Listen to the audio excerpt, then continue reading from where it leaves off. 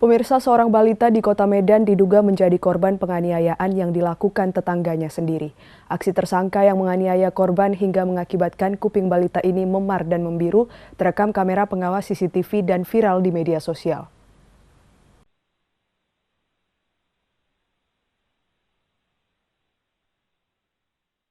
Inilah rekaman kamera CCTV yang memperlihatkan detik-detik aksi penganiayaan terhadap seorang balita berinisial BEM di Komplek Perumahan Tasbih, Medan Selayang.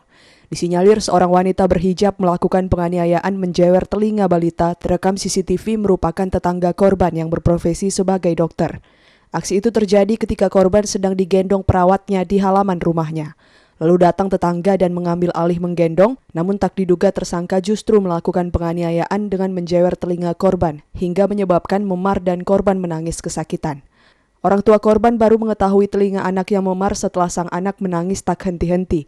Setelah dilakukan penelusuran dan mengecek kamera CCTV milik tetangga di depan rumah korban, kuat dugaan korban telah mengalami penganiayaan dilakukan tetangganya sendiri.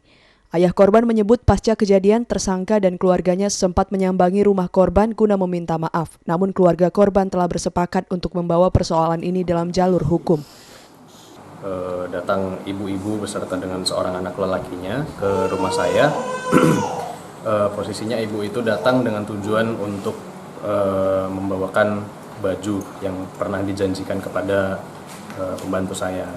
Setelah baju itu diberikan, ternyata ibu itu meminta untuk menggendong anak saya, sementara pembantu saya dialihkan perhatiannya untuk menjaga anak dari ibu tersebut.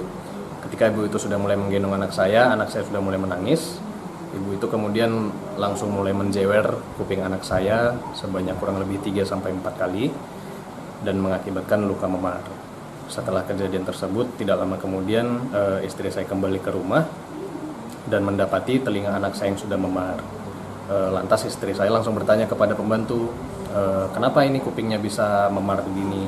Ada jatuhkah? Ada terjedutkah? Namun pembantu saya hanya mengatakan, nggak ada, cuman dia tadi nangis terus digendong sama ibu itu. Udah saya minta sama dia untuk dikembalikan anak itu tapi tidak diberikan. Nah, akhirnya saya dan istri membawa anak ke dokter. Sembari perjalanan ke dokter, saya juga menghubungi tetangga yang punya CCTV di depan rumah saya. Nah, dari rekaman hasil CCTV tersebutlah didapatkan bahwa anak saya sudah dianiaya. Beruntung setelah diperiksa ke dokter, bagian dalam telinga korban tak mengalami kerusakan, hanya memar dan membiru di bagian daun telinga. Peristiwa ini telah dilaporkan orang tua korban ke Polrestabes Medan dan berharap tersangka segera ditangkap dan diberi hukuman yang setimpal. Dari Medan, Ahmad Ridwan Nasution, iNews melaporkan.